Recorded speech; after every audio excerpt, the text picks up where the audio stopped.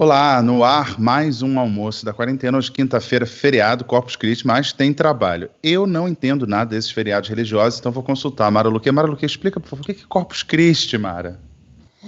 Eu não sou teóloga, mas o Corpus Christi é um feriado católico, e olha que interessante, conversando com os meus amigos teólogos, eles dizem o seguinte, que é um feriado que não tem em todos os países. Na Costa Rica, por exemplo, que é um país muito católico, não tem. No Brasil tem. E é uma celebração que acontece 60 dias depois da Páscoa, Corpus Christi, Corpo de Cristo, e celebra a fé católica e a partilha, né? Quer dizer, boa parte das celebrações, acho que todas as celebrações da fé católica tem a ver com a Eucaristia, e a força da Eucaristia principal é a partilha. Então, vamos pensar sobre isso, gente, porque isso é importante, independentemente dos feriados e da fé que você segue. Telecurso da Mara Expresso, obrigado, Mara. Bom, o destaque hoje em Brasília foi a recriação do Ministério das Comunicações. O país passa a ter 23 ministérios, 50% a mais do que o presidente tinha prometido na campanha. Mara, tem quadro novo estreando no almoço? Tem. Esse almoço é um almoço para empreendedores, quem quer ser, quem já é, enfim, os micro e pequenos que estão lutando aí nessa crise. O Empreender é Mara, é um quadro novo que teremos toda quinta-feira falando com empreendedores, e a gente tem um convidado especial que conhece bastante essa história de empreendedorismo no Brasil. É o economista Guilherme Afif Domingos, assessor especial do Ministério da Economia. Esse é só o último cargo dele, porque se eu fosse ficar falando aqui, a gente ia até às 14h. E a gente vai falar de vinho também, vai ter uma degustação de vinho virtual, a gente vai explicar. Então, Lu, por favor, roda a vinheta.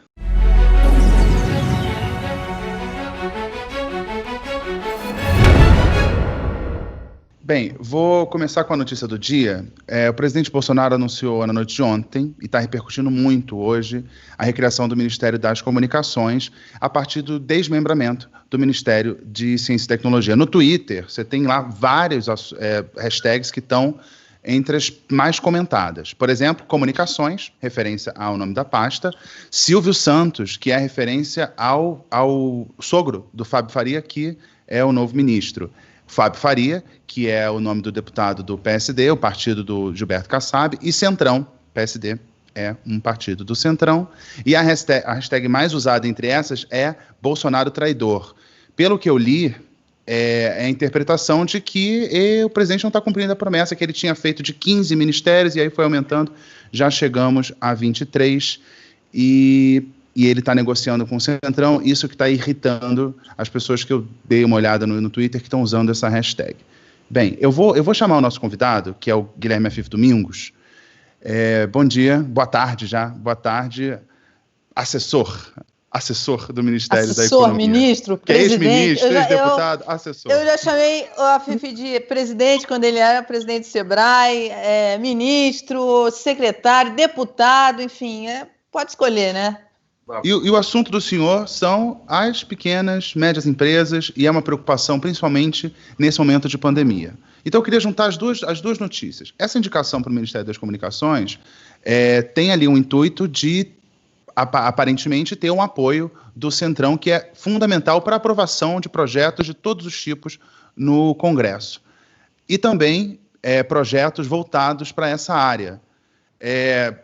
Qual é a sua avaliação? Está mais fácil aprovar projetos nesse momento, com essa articulação que o presidente Bolsonaro vem fazendo com esses partidos? Projetos tão essenciais, vale ressaltar? Olha, o que tem ficado claro é que a tese do confronto não tem surtido bom efeito. E nós temos que passar do confronto para a cooperação. Operar em conjunto, porque você depende do poder legislativo para poder ir em frente as reformas tão necessárias até para a retomada. Então, se der dignidade à negociação, isso é absolutamente válido. Agora, troca de cargos, pura e simplesmente, sem um programa, sem um projeto, sem um compromisso de formar maioria para fazer a reforma tributária, para fazer a reforma administrativa. São todas pautas que estão aí e que, mais do que nunca, agora, na retomada do processo da economia, que, se Deus quiser, vai acontecer, porque esse recolhimento ou esse encolhimento não é eterno, nós temos que voltar a trabalhar, nós temos que começar a voar mais leve, começar a jogar peso fora para que a livre iniciativa, para que o empreendedorismo cumpra o seu papel, porque quem sustenta o Estado é quem gera emprego e renda. Então, não existe política social que não tenha emprego e renda, e isso é por conta do empreendedorismo. É o papel da iniciativa privada que precisa de condições para poder voar leve.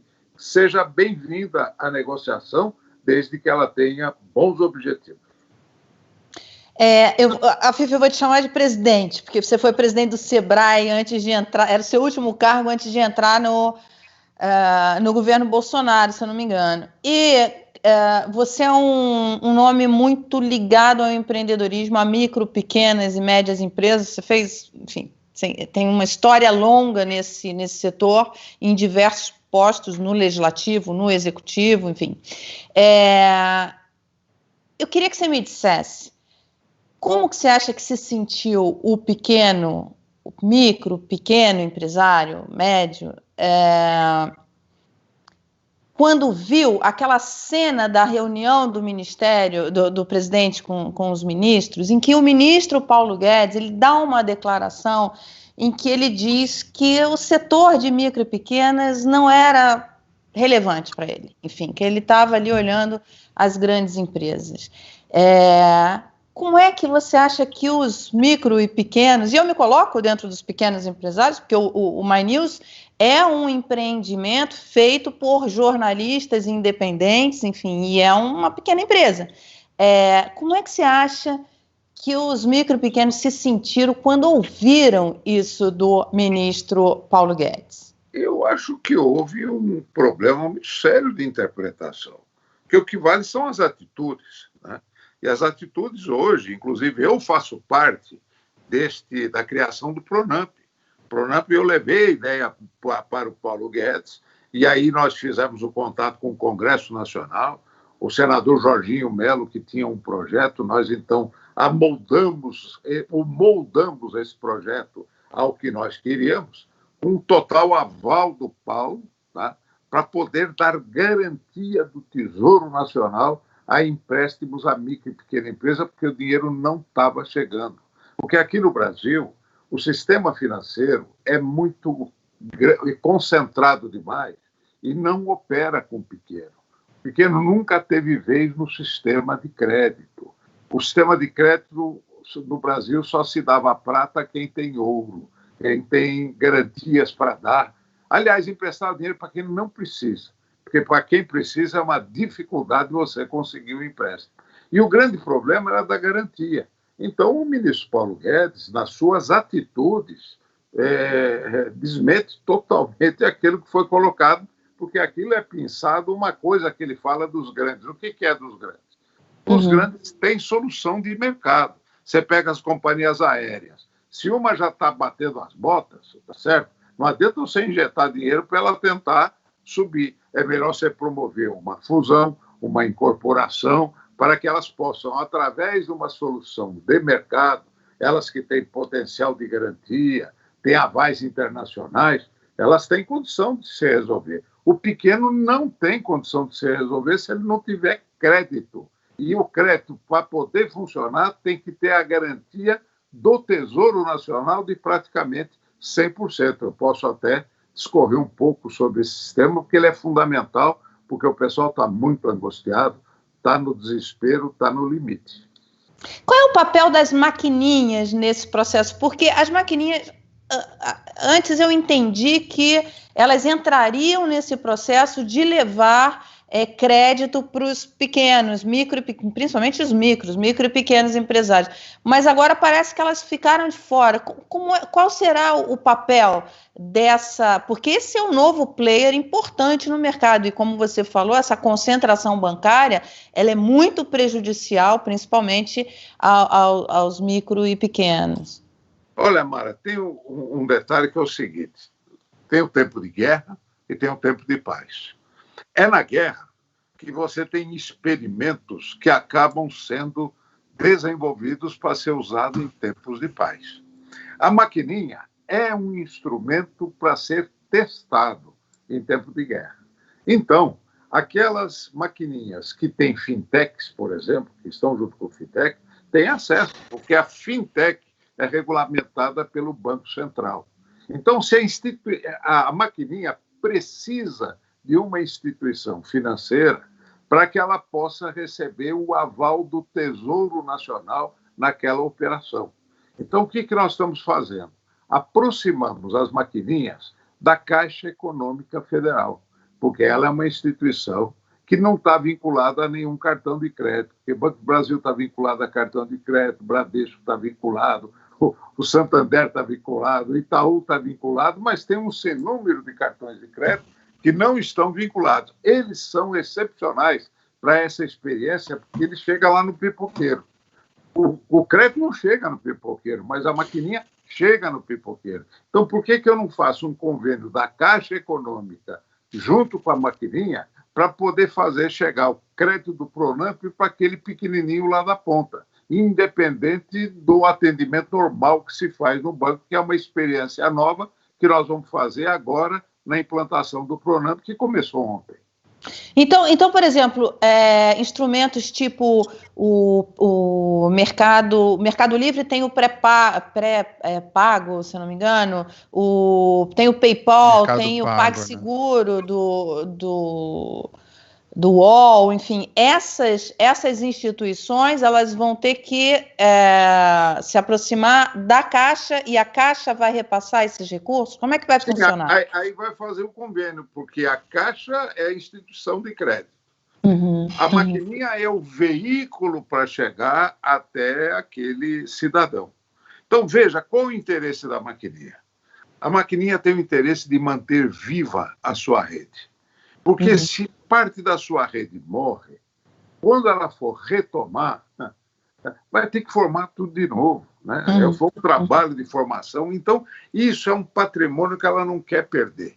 E esse patrimônio ele não sobrevive sem um crédito de capital de giro para poder cobrir este momento de paralisação até ele voltar. Então, a maquininha é o veículo que vai se apresentar ao cidadão. Você tem um crédito, eu arrumo para você na Caixa. E a Caixa, por que a Caixa? Porque ela está testando um sistema de contas eletrônicas, né? Ou contas digitais, que está sendo usado agora no pagamento do Corona Voucher. Então, é uma experiência pioneira da Caixa que vai ser estendida também para a operação deste microempresário que pode ter acesso a esta linha de crédito. Então, a maquininha é um veículo e que ela tem interesse de manter vivo para quando eles voltarem, está tudo normal, até porque a maquininha tem um instrumento muito importante que é o recebível. Ela sabe o recebível dele, então ela pode... Ela tem o histórico de movimento dele, ela consegue, inclusive, dimensionar esse risco muito bem, né? Sim, que o banco não consegue. O banco não consegue porque ele não tem... O banco não enxerga esse público, são os invisíveis. Então, nós estamos nesta crise. O subproduto da crise é nós enxergarmos os invisíveis e como chegar neles. E aí, para você chegar, você vai pedir para uma instituição emprestar dinheiro para quem ela não conhece, ela não vai emprestar. Por isso que o dinheiro empossou. Mas quando eu falo, a União mata no peito, ela cobre 100% do risco, aí se torna um risco mais palatável de ser tentado. Mara, justamente isso que eu queria ressaltar e trazer esse dado dos Estados Unidos, que foi um dado surpreendente de emprego, que, ao contrário do esperado, foram criados em maio 2,5 milhões de empregos, muito atribuídos ali às pequenas e médias empresas que empregam bastante. Já o Brasil tem dados que vão no sentido contrário. Por exemplo, o auxílio-desemprego, né? O seguro-desemprego, em maio, você teve 960 mil pedidos. Antes eram, em abril, 748, ou seja, está numa curva de subida aí. Então, como é que o senhor avalia isso? Porque os Estados Unidos gastaram bastante e o dinheiro chegou aos pequenos e médios empresários. Há uma meia-culpa aí a ser feita pelo governo, o dinheiro demorou a chegar, já que os Estados Unidos já estão numa recuperação e a gente ainda está vendo o desemprego crescer? A diferença é que nos Estados Unidos tem 6 mil instituições financeiras. O crédito ele é muito localizado na base, não é concentrado como aqui. Aqui, o sistema financeiro capta de todos, mas empresta só para alguns, que são os eleitos, os escolhidos. Então, nós estamos tentando quebrar esta lógica em meio desta operação, para poder fazer o crédito chegar na ponta. O crédito não chegou. E nós vamos tentar que ele comece a chegar agora, através da garantia que foi dada pela União. E imagina, a grande novidade foi a Receita Federal se comunicar com o contribuinte sob o ponto de vista de que aquele contribuinte é um cliente do Estado que merece ser assistido. Até porque ele foi pontual em todos os seus impostos. Todo esse tempo, ele tem um cadastro positivo. Então, nada mais justo que uma carta da Receita eletrônica comunicando a ele, inclusive, o limite do crédito baseado no valor que ele declarou de faturamento. Portanto, é uma atitude onde, imagina, são 4,5 milhões de comunicações que começaram ontem, hoje vai até amanhã, comunicando a massa para que eles possam procurar o sistema financeiro com a cartinha na mão. Me avisaram que o Tesouro é meu avalista e que eu posso tirar o empréstimo aqui. Então, mas aí a gente tem um outro problema, que a gente tem uma informalidade muito grande no Brasil. A informalidade foi assistida pelo Corona Voucher. Tá? Então, você tem a informalidade e o MEI. A informalidade e o MEI foram assistidos pelo Corona Voucher. Depois você tem a micro. A micro vai de 80 a 360, que não estava sendo assistida por nada, que é a grande massa. São 3,5 milhões de microempresários. Depois você tem a pequena empresa que entra também e vai somar no total 4,5 milhões de empresas. Essa é uma parte que nós estamos fazendo em termos de crédito. Por outro lado, que esse crédito é a garantia do FGO, Fundo Garantidor de Operações, que quem administra é o Banco do Brasil, mas o Tesouro colocou lá 15 bilhões para servirem de base e garantia a essas operações. Depois tem o FGO. O FGO já vai pegar a média empresa, tá? Depois da pequena, vem as médias empresas com faturamento acima de 4 milhões e 800 e que vai até 300 milhões de faturamento. Aí estão muitas cadeias de produção. Ou seja, você tem uma empresa âncora que depende de muitas empresas para distribuir seu produto e depende de muitas empresas para produzirem os produtos para ela poder distribuir. Então, ela tem uma cadeia amontante e ajusante. Essa vai entrar no BNDES, mas essa é uma empresa já estruturada, ela tem garantias reais e vai ter uma garantia suplementar do Fundo Garantidor de Investimento, o FGI. O FGI, ao contrário do FGO, que garante 100%, ele dá uma cobertura parcial. Ele é uma garantia suplementar às garantias que a empresa já fornece. Você empresta para a empresa âncora e ela cuida de fazer a distribuição dos recursos entre seus distribuidores e ou fornecedores para eles não morrerem. Também é a tese. Tenho que manter viva a cadeia para quando eu tiver a retomada, e aí você tem 24 meses de carência para pagar, tem depois mais 36 meses, é um empréstimo de longo prazo para poder cobrir esse momento de penúria. Então, a gente tem um quadro novo aqui que tem o nome da Mara. Mara, acho que você tem que chamar a vinheta, tem seu nome no quadro, por favor. É um quadro novo, sobre empreendedorismo. O nome vem de um curso. A gente recebeu uma verba do Google para fazer um curso de empreendedorismo que está disponível no canal. Nós gravamos no ano passado, lá em Los Angeles, e está disponível no canal. E o empreendedorismo vai ser um caminho importante para a retomada do crescimento. Muitas pessoas que perderam o emprego já vinham, né, desde a recessão, já vinham empreendendo e agora ainda mais vão ter que empreender, e a ideia é trazer aqui informação, como a gente está conversando aqui com o assessor do ministro para empreendedorismo, e trazer empreendedores, enfim, que estão oxigenando a economia. Roda a vinheta. Mara, então a gente vai falar de um caso que é muito comum. Pessoas que têm um bar, um restaurante e ficaram dependentes do delivery, porque não podem receber seus clientes. Só que tem aqueles aplicativos lá que podem ser muito caros, tanto para o cliente quanto para quem é dono do estabelecimento, porque ele tem que pagar uma taxa. Aí a gente vai chamar o Marcelo Martini, que ele criou um outro aplicativo. É o aplicativo Chegou. Boa tarde, Marcelo, tudo bem? Boa tarde, Nelson, tudo bem? Então, conta pra gente qual é a vantagem do seu aplicativo que é diferente dos outros. Bom, na verdade, assim, eu tenho uma experiência já com o mercado delivery desde 95, né? A gente trabalha com esse mercado e recentemente, né, o delivery passou de uma tendência para uma necessidade. Então, a gente viu, até com a entrada dessas plataformas digitais, né, uma inclusão muito grande de novos clientes, né? Que passaram a oferecer o delivery. O problema das grandes plataformas, primeiro é o custo, e outra a visibilidade desses clientes menores, né, que acabam ficando praticamente irrelevantes, né, em função do grande número de opções que tem.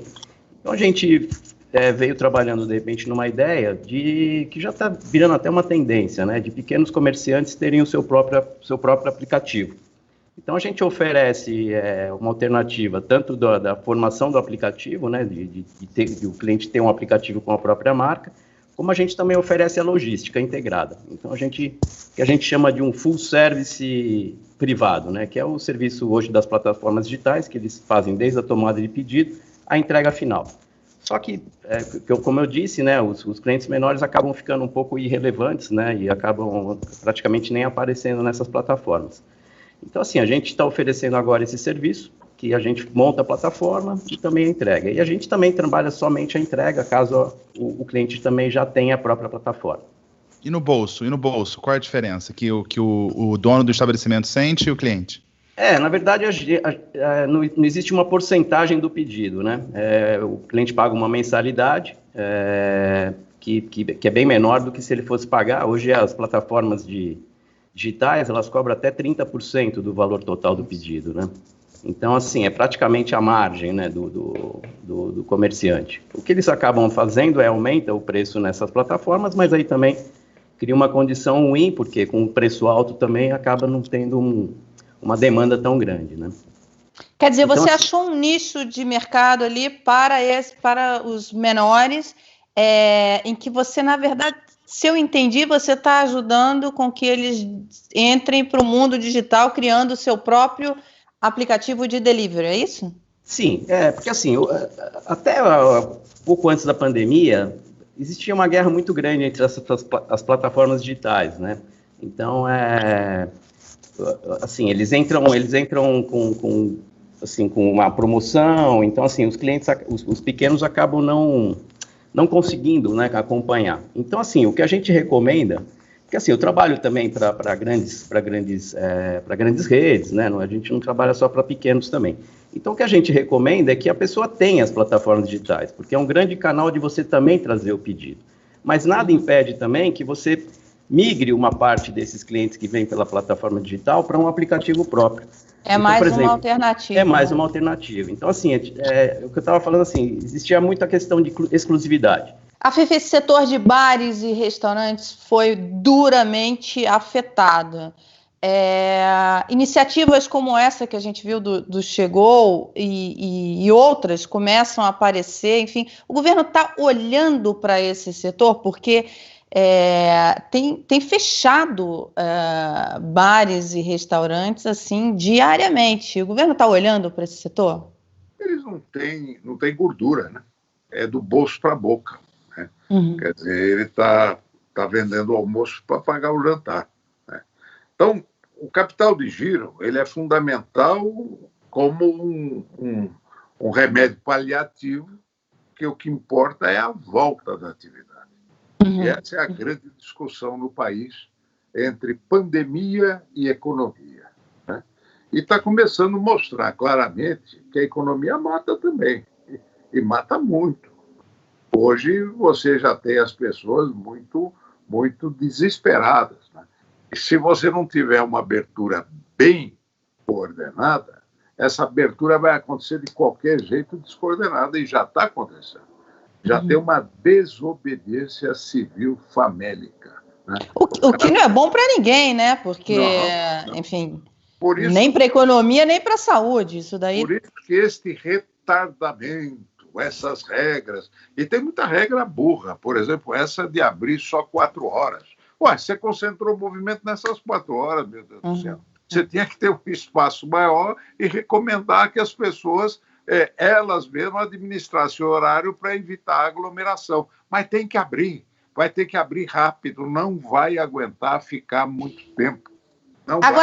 Agora, essa tendência do delivery, e como chegou, por exemplo, enfim, em outras plataformas que cresceram nesse episódio, isso tende a vir a ficar na economia e a crescer, esse comportamento de você pedir em casa, né, comida e outras coisas. Eu antigamente só comprava por delivery livros que eu recebia pelo correio. Agora é tudo, né? Comida, eu comprei de tudo pelo delivery. Enfim, e você descobre, você vê como é que usa isso. Iniciativas desse tipo tendem a se consolidar, enfim, a aumentar, é a minha primeira pergunta. E a segunda... o Chegou, quando você criou o Chegou, você fez isso com recursos próprios ou você buscou recursos no mercado, e de que forma? Eu fiz com recursos próprios mesmo, né? Dentro assim, como eu disse, a gente trabalha com isso há 25 anos, né? Então eu já tenho uma atividade. O que a gente fez agora é com uma nova alternativa às plataformas digitais, né? Então, assim, eu sempre trabalhei só com a logística. Então, eu sempre fazia só a entrega, na verdade, né? E sempre estava atrelado, de repente, ao que a gente chama de tomada de pedido, né? Que é o que as grandes plataformas fazem. Então, assim, eu comecei já dentro do que a gente já vinha fazendo, oferecendo uma nova alternativa de um restaurante, ou bar, ou uma farmácia, de criar um aplicativo próprio. E dentro dessa tendência também agora que tem de compra do comércio local, entendeu? Então, está tendo uma série de facilitações e trazendo muita gente, então, os próprios idosos que tinham uma questão com o delivery, né, não tinha aquele medo de fazer os pedidos, com a pandemia praticamente virou uma ferramenta muito aliada, né, a pessoa não poder sair de casa, principalmente para esse pessoal da terceira idade. A gente está caminhando para o fim aqui na coluna. Eu queria te perguntar só mais uma coisa, Fifi. Por exemplo, num caso como esse, quer dizer, as pessoas que vão empreender têm uma ideia. Existe algum apoio do governo para algum recurso, alguma linha onde, ou garantia, enfim, onde ela possa tomar recursos para empreender, para iniciar um empreendimento? Porque a gente falou aqui até agora das pessoas que já estão nesse mercado, mas quem quer empreender, o que ela pode, onde ela pode buscar esses recursos? Perfeito. Olha, como eu lhe falei, tempos de guerra e tempos de paz. Nós estamos todos mobilizados no esforço de guerra. E, ao mesmo tempo, estamos olhando a experiência da guerra para poder ser aplicada em tempos de paz. Então, o microcrédito é um grande desafio para nós. Você acompanha há quantos anos esse processo e você sabe o quanto eu briguei lá pelo Sebrae. Até hoje já tem os canais novos. Eu criei também a empresa simples de crédito. O que é a empresa simples de crédito? É o cidadão poder emprestar o dinheiro na sua cidade. É a agiota. Não, a agiota é o cartão de crédito.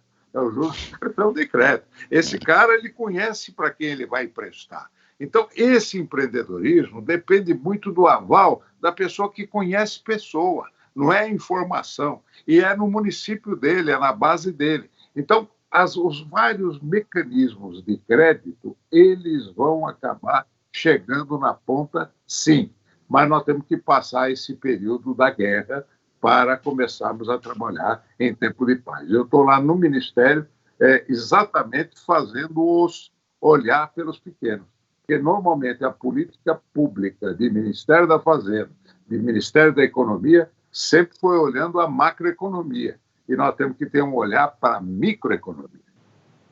Deu uma travadinha na imagem, mas a gente ouviu o áudio, porque eu sei que o Afif tem que pular para outra entrevista, ele está muito requisitado. Eu acho que foi o sistema aí conspirando contra, a gente vai ter que se despedir. Muito obrigado, Afif, que é assessor especial do Ministério da Economia, e Marcelo Martini, muito obrigado. E olha, gente, tá aqui, me mandaram um recado, falou assim, manda beijo para a mãe do Marcelo Martini, a dona Magali. Foi a mensagem que eu recebi. O motivo, ó, não sei. Então, tá, um beijo. Aqui é um Mara, por favor. Um beijo. Como é o nome dela? Obrigado, Dona Magali? Magali. Um beijo, Dona Magali. Então, obrigado aos dois. Boa tarde. Obrigado, eu agradeço. Tchau. Mara, então agora, um momento mais descontraído, a gente vai falar de vinho. Vinho.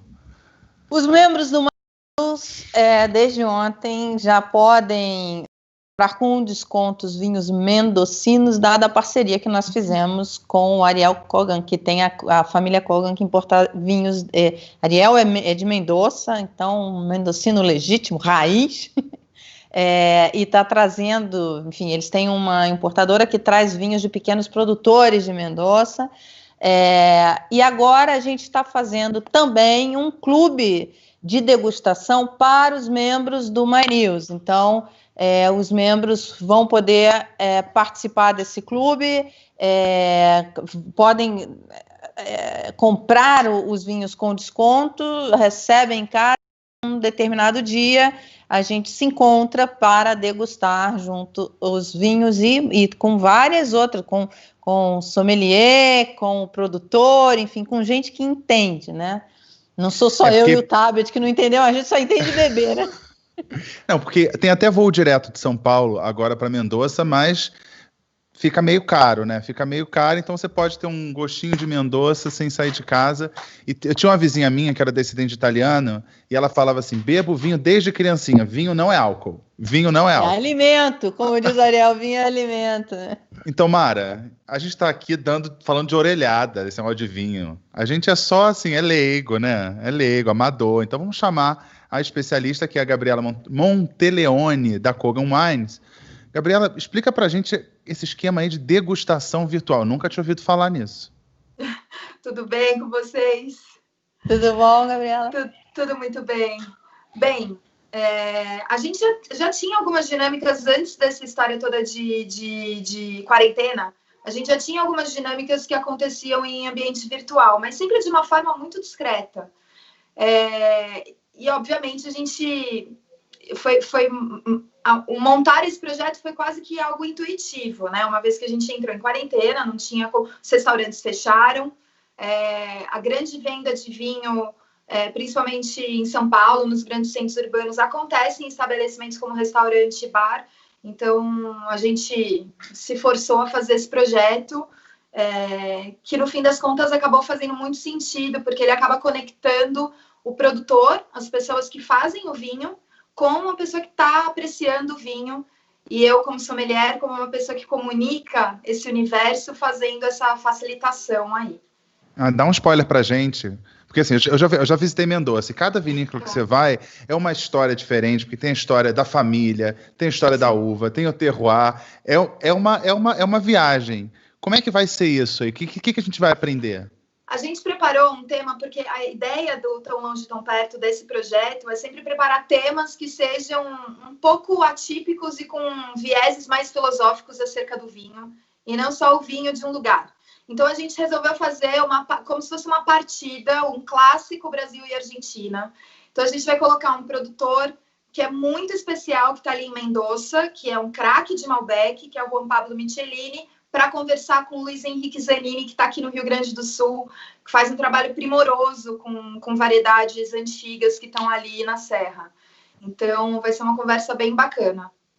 Bem, eu que entendo tudo de futebol, então, Garrone, como é que chama aquele campeonato? A Libertadores, né? Libertadores. Aquele campeonato. Libertadores. É quando a Libertadores. Vamos torcer. A gente só vai torcer para essa degustação terminar num empate muito feliz, com muitos gols de todos os lados. Porque os vinhos são incríveis, os produtores são super competentes. O bom dessa Libertadores é que todo mundo ganha, né? Pode comemora no final. Pode crer. Olha, Gabi, tem motorista da vez. Não tem motorista da vez. Tá em casa, ó. Pode beber. Tá em casa, é uma maravilha. Ô, Gabi, eu vou te contar uma história da minha primeira experiência com degustação, tem muitos anos. Eu fui convidada para uma degustação, cheguei, tinha lá na mesa várias tacinhas, né, com vários vinhos. Eu não tive dúvida, cheguei e bebi todas, fui bebendo. Aí Perdeu chega o sommelier para explicar cada um. Aí ele conta, né, esse vinho assim, assim, pode beber. Aí eu falei, já bebi. Tinha tudo. Você usou o seu superpoder, que é o de fazer vinho sumir da taça. É isso. Esse é o seu superpoder. E eu tenho histórias aqui que eu não vou contar, porque está acabando o programa, de histórias de Mara Luque fazendo degustação de vinhos no Marrocos, que era... Que ele estava junto, Nós deixamos o sommelier bêbado, lembra, Garrone? Eu nunca tinha visto isso numa degustação. Gente, ele bebia mais que a gente, porque em degustação você bebe ali só um pouquinho, escuta a história e vai para outra. Tá? E o sommelier, ele nem bebe, né? Ele bebeu todas. A gente ficou olhando assim, impressionado. Lembra, Garrone? Foi muito boa essa história. Vou adorar estar com vocês no Tão Longe Tão Perto, então, para a gente brindar. Isso, acho que vai ser bem legal. Boas histórias, bons vinhos e com quem entende.